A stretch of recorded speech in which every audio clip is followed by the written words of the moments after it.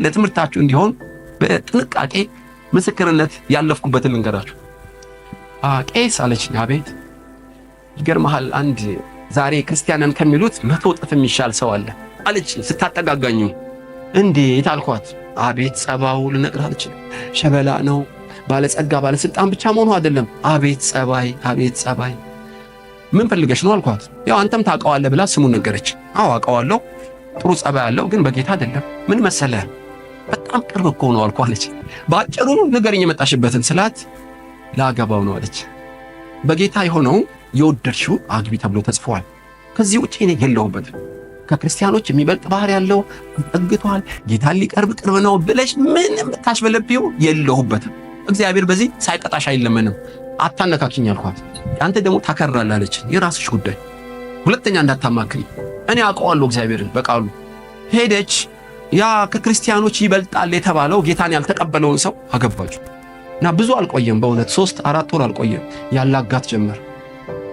እኔ እስክስታ ስወርድ ጫት ስቅም ዕጣን ታጭኛለሽ ይላታል። እስክስታ ታግዥኛለሽ ይላታል። ባይብልን በመስኮት ወረወረ። አንድ ጴንጤ ቢመጣ እደፋሻለሁ አላት። ይገርማችኋል፣ አርግዛ በጣም ስንደዶ መስላ ቀጭን ሆና ወደ እኔ መጣች። ቄስ ያ ያልኩ ሰው ሊገለኝ ነው አለች። ቀብር ላይ እንገናኝ አለች። ትቀልዳለህ አለች። በፍጹም አልቀልድም። ስትሞቺ ቀብር ላይ እመጣለሁ አለ። አጥር ዘለሽ ስንት ቀይ መብራት ጥሰሽ የተጻፈውን ቃል ይሄ ሁሉ ማዕበል ሰይጣን አይደለም ባልሽም አይደለም አንቺው ነሽ የጋገርሽው ያቦቃሽው አንቺ ነሽ። አትነግሪኝም እንጂ መድኃኒት ነበረው አልኳት። በፊት መክረህኝ እምቢ ብያለሁ፣ አሁንስ እሰማሃለሁ አለች። በጣም ጥሩ። አንደኛ ባልሽ ነው፣ ተገዥለት። ትቀልዳለህ እንዴ ቄስ? ቃሉ እኮ ነው የሚለው። አጉረመርማለሁ አልገዛም ብትይ ይብሳል። 2 በደረሰብኝ ሁሉ እግዚአብሔር ጻድቅ ነው ብለሽ ለእግዚአብሔር ክብር ስጪ። ሁለቱን ካረግሽ መድኃኒት ይገለጣል። ምን አይነት መድኃኒት አለችኝ? ወይ ይለወጣል ወይ ይወስደዋል። ከሁለቱ አንዱን ብታዛቢ ግን የለውበትም። ቄስ እንዳልከው አድርጋለሁ።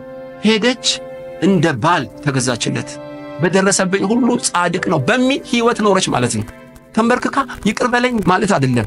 ህይወቷ በሙሉ የንስሐ ህይወት ሆነ ማለት ነው። እና ዓመታት 2-3 ልጅ ደገመላት።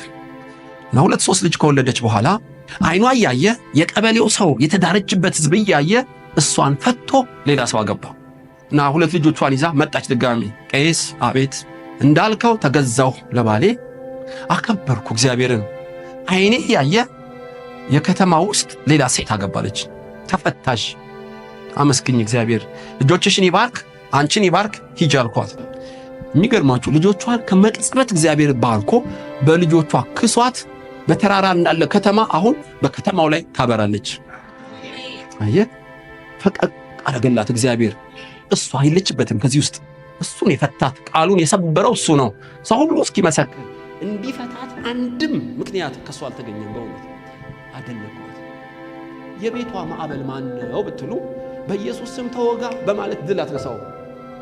ኃጢአት በማድረግ ያመጣችው ማዕበል ነውና የንስሐ ህይወት በመኖር ነው የምታመልጠው።